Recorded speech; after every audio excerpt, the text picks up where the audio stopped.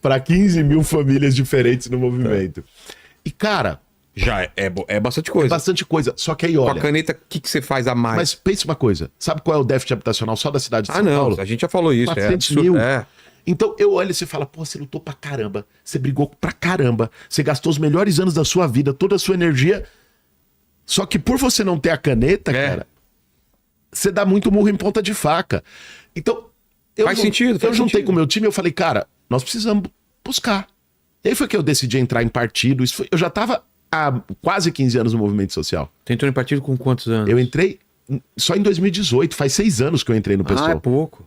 E eu não era afiliado a nenhum partido antes. Era mais. Não. Foi a primeira eleição que eu disputei, foi há 6 anos. Antes eu era só no movimento social, porque eu tinha essa cabeça, essa ideia. Entendi. E depois eu percebi, cara, que não tem como ser fora da política. Quem vender a ideia pra você de que, por fora... Se você achar... Não, pensa bem. Na real mesmo, não tem como, Se você achar que não tem jeito na política, é tudo ladrão, é tudo igual, é tudo farinha no mesmo saco, então não adianta fazer nada, sabe qual é o resultado? Vai um cara que você... Um cara vai estar falando em seu nome, gastando seu dinheiro, e você vai estar de chapéu. Essa é a realidade. Infelizmente é assim. Essa é a realidade. Então, nós não temos outra alternativa. Não existe essa coisa do salvador da pátria, do aventureiro. É isso que meu irmão, nunca acreditei nisso. Porque então, não existe. É por dentro. É duro pra caramba? É. Vão colocar um monte de empecilhos? O sistema é foda. É foda. O que eu tava falando que eu tô enfrentando agora, nessa eleição? Eu tô enfrentando uma máquina, cara. É um jogo de mentira. Você vê, você tá sendo meio que cercado por todos os lados. O Mano Brown disse isso uma vez. Eu respeito, ele tava no... Não me lembro se era no podcast dele. Falaram, pô, cara, que liderança... Perguntaram pra ele, que liderança de esquerda você vê, além do Lula e tal. Ele falou, vejo o Boulos, só que tem um problema. Isso o Mano Brown falando. Sim. Ele falou, os caras já se ligaram no Boulos, então fica aquele jogador que os caras botam 5 pra marcar. O cara recebe a bola, já tem 5 chegando junto. Já tem 5, um metendo um carrinho, te empurrando. Quando você vê, o juiz finge que não viu. É meio isso. É marcação cerrada que a gente tá enfrentando. Agora, eu não vejo outro jeito. Por isso que eu não me dou o direito de desistir.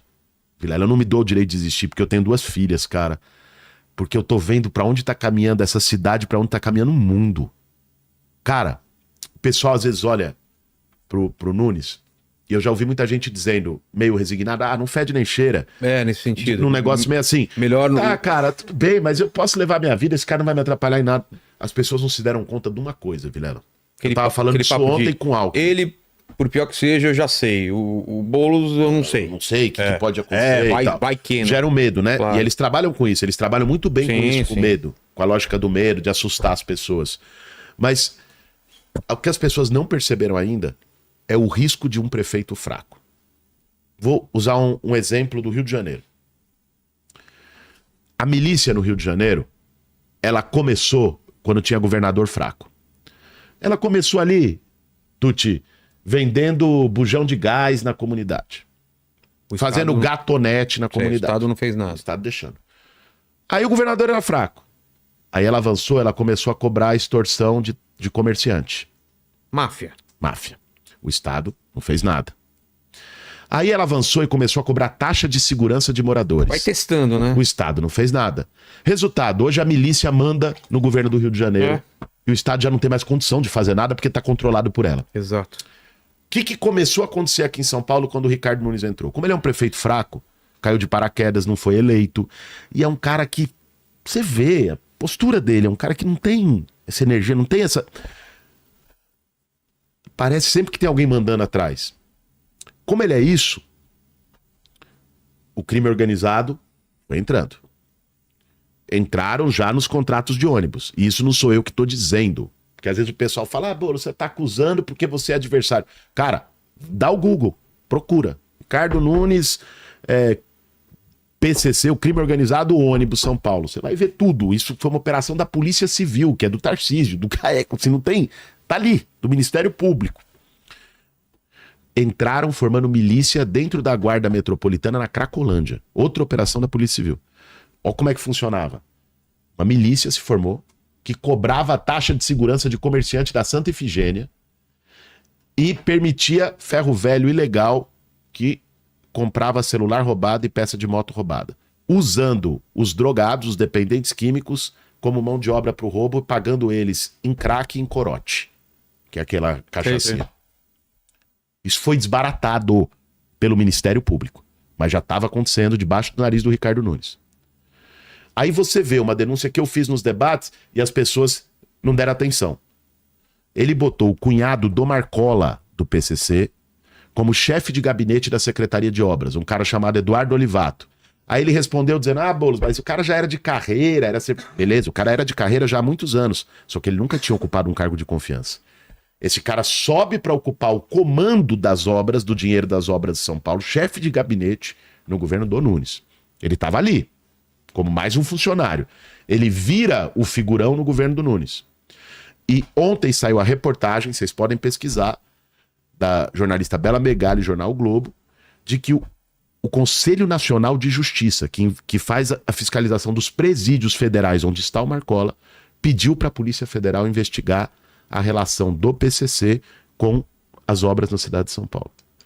Então, bicho, tá acontecendo o que aconteceu no Rio. Entrou no transporte, nada. Entrou na milícia da GC, nada.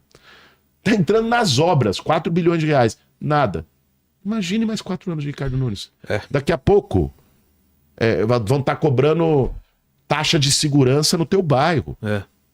Você tá entendendo o que tá em jogo? E aí ele fica aquela carinha de coitadinho meio assim, né?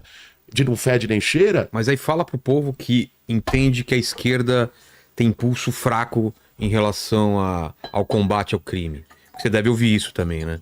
Eu vi, cara. Direita se preocupa com segurança, esquerda passa a mão na cabeça de bandido. Vamos lá.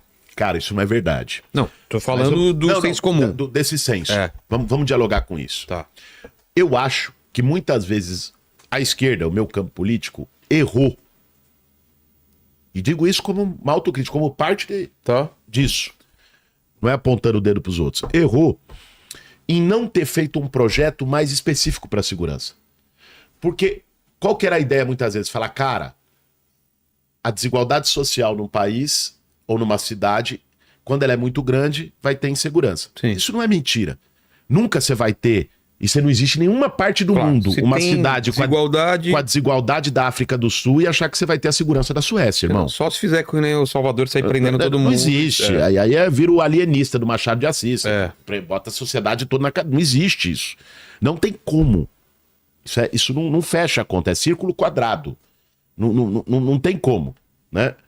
É lógico que você tem que resolver o problema social. Mas além do problema social, você tem que resolver o problema da segurança. Vou te dar o exemplo de uma senhora que falou pra mim lá no Capão Redondo. Eu tava numa agenda de campanha, ela me chamou. E é eleitora de esquerda, do Lula. Eleitora de esquerda, votou em mim, tava na atividade. Mas ela falou, Boulos, eu vou te falar uma coisa. Eu sou diarista. Tava saindo pra trabalhar semana passada, 5 e pouco da manhã, no ponto de ônibus, passou um cara de moto, pegou meu celular, eu tava pagando a segunda prestação nas Casas Bahia, não tinha seguro, o cara levou, eu vou ter que pagar as outras 22,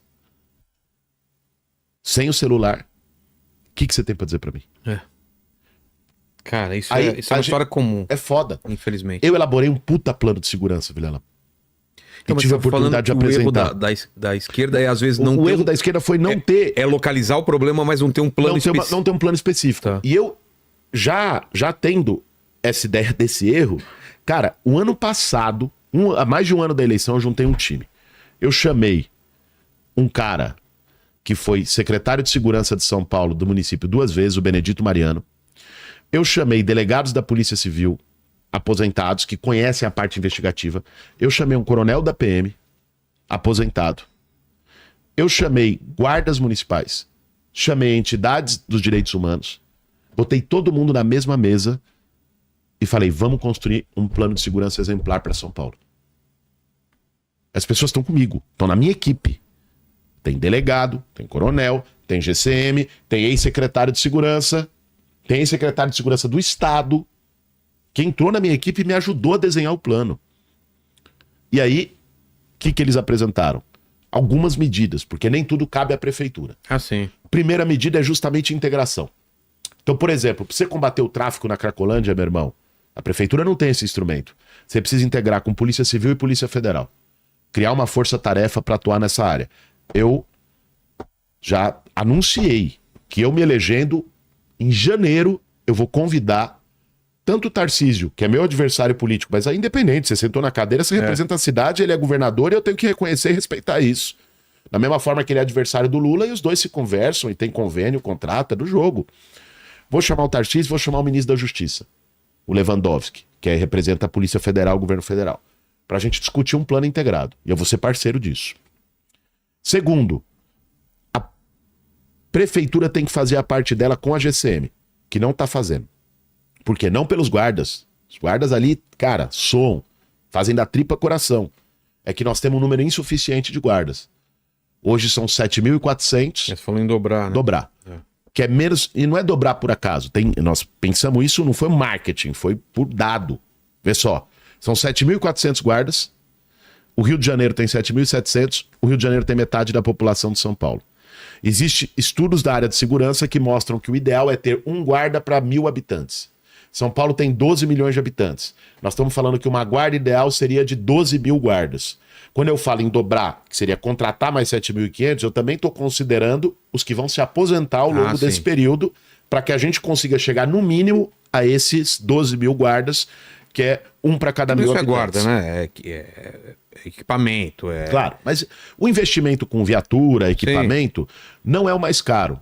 Porque isso entra no orçamento de investimento. O que pesa mais na prefeitura é custeio, que é o gasto com salário. Claro, folha salarial. Porque a folha salarial, ela vem todo mês. A arma, a viatura, você comprou uma vez, está ali. E aí só uma manutenção. O salário, ele pinga logicamente, pinga todo mês. Então o gasto com custeio, ele é mais forte. Mas a gente fez os cálculos, com custeio vai dar uns 900 e poucos milhões por ano. Cabe no orçamento, dá para fazer, tudo direitinho. Se a maior cidade do Brasil não consegue fazer isso. Pelo amor de Deus. Tá louco. Quem vai conseguir, né?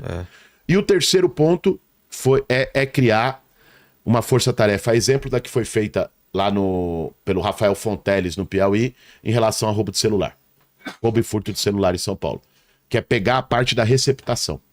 Tá. Esse é o caminho, cara. Claro. Pegar o cara que rouba o celular, ele não vai guardar numa gaveta ou debaixo da cama dele. Ele vai vender. Claro. E os caras que vendem, revende. Tem gente que compra peça. Se você pegar aí essa cadeia do crime e estancar por aí, você consegue reduzir roubo e furto de celular, porque você acaba com o mercado do crime. Sim. Foi isso que o governo do Piauí, que vamos combinar, tem muito menos estrutura que a cidade de São Paulo, fez lá e reduziu em 55%, deu até matéria no Fantástico. Foi um puta caso de roubo e furto de celular. Então, eu elaborei, cara, um programa de segurança real. Em relação ao crime organizado, eu fui categórico e claro. Onde tiver, nós vamos tirar. Eu vou passar limpo os contratos do transporte em 1º de janeiro do ano que vem. E ponto. Doa quem doer. Duas coisas que eu quero levantar. Primeiro, é o que eu estava te falando antes de começar aqui o